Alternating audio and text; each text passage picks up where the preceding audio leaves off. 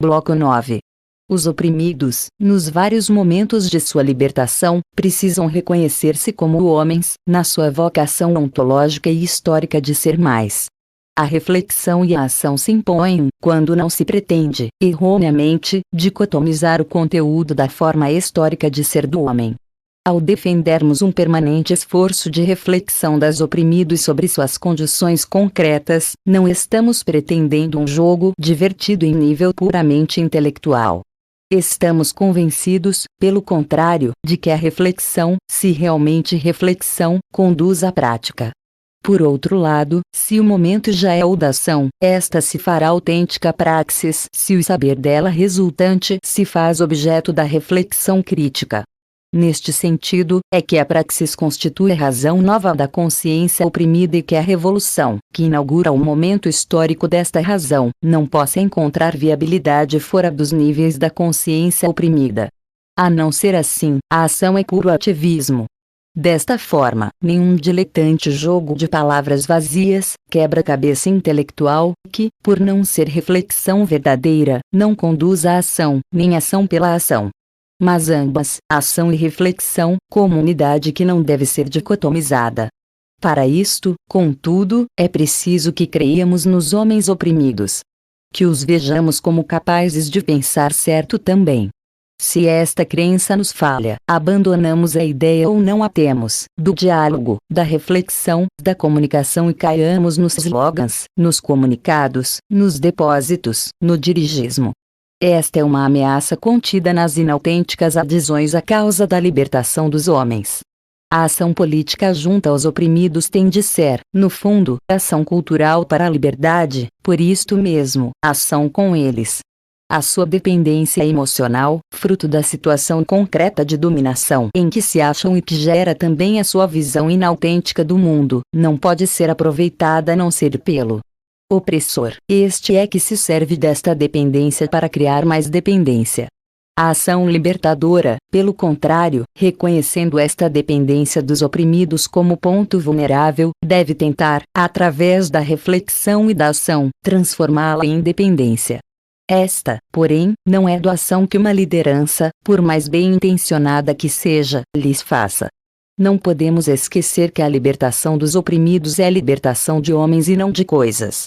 Por isto, se não é autolibertação, ninguém se liberta sozinho, também não é libertação de uns feita por outros.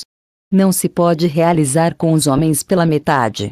E, quando o tentamos, realizamos a sua deformação, mas, deformados já estando, enquanto oprimidos, não pode a ação de sua libertação usar o mesmo procedimento empregado para sua deformação. O caminho, por isto mesmo, para um trabalho de libertação a ser realizado pela liderança revolucionária não é a propaganda libertadora. Não está no mero ato de depositar a crença da liberdade nos oprimidos, pensando conquistar a sua confiança, mas no dialogar com eles. Precisamos estar convencidos de que o convencimento dos oprimidos de que devem lutar por sua libertação não é doação que lhes faça a liderança revolucionária, mas resultado de sua conscientização. É necessário que a liderança revolucionária descubra esta obviedade, que seu convencimento da necessidade de lutar, que constitui uma dimensão indispensável do saber revolucionário, não lhe foi doado por ninguém, se é autêntico. Chegou a este saber, que não é algo parado ou possível de ser transformado em conteúdo a ser depositado nos outros, por um ato total, de reflexão e de ação. Foi a sua inserção lúcida na realidade, na situação histórica, que a levou à crítica desta mesma situação e ao ímpeto de transformá-la. Assim também é necessário que os oprimidos, que não se engajam na luta sem estar convencidos e, se não se engajam, retiram as condições para ela, cheguem, como sujeitos, e não como objetos, a este convencimento.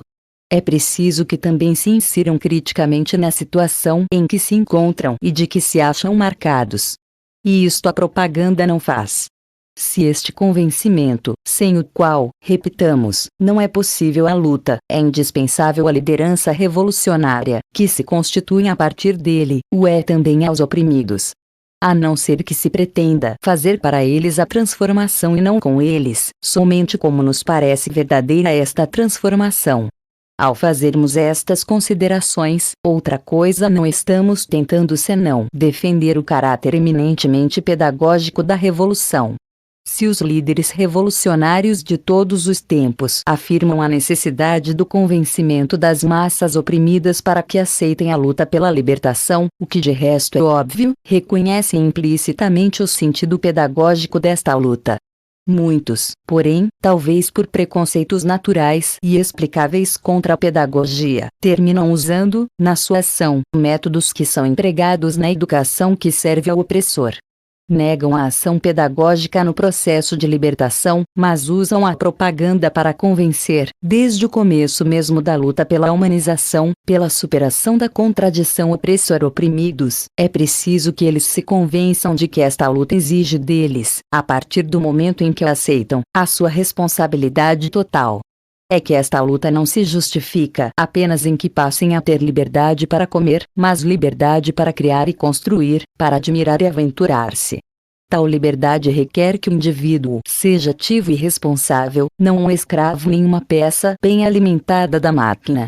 Não basta que os homens não sejam escravos. Se as condições sociais fomentam a existência de autômatos, o resultado não é o amor à vida, mas o amor à morte.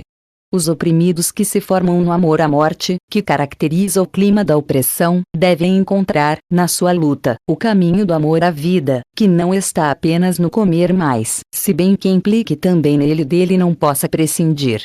É como homens que os oprimidos têm de lutar e não como coisas. É precisamente porque reduzidos a quase coisas, na relação de opressão em questão, que se encontram destruídos. Para reconstruir-se é importante que ultrapassem o estado de quase coisas. Não podem comparecer à luta como quase coisas, para depois ser homens. É radical esta exigência.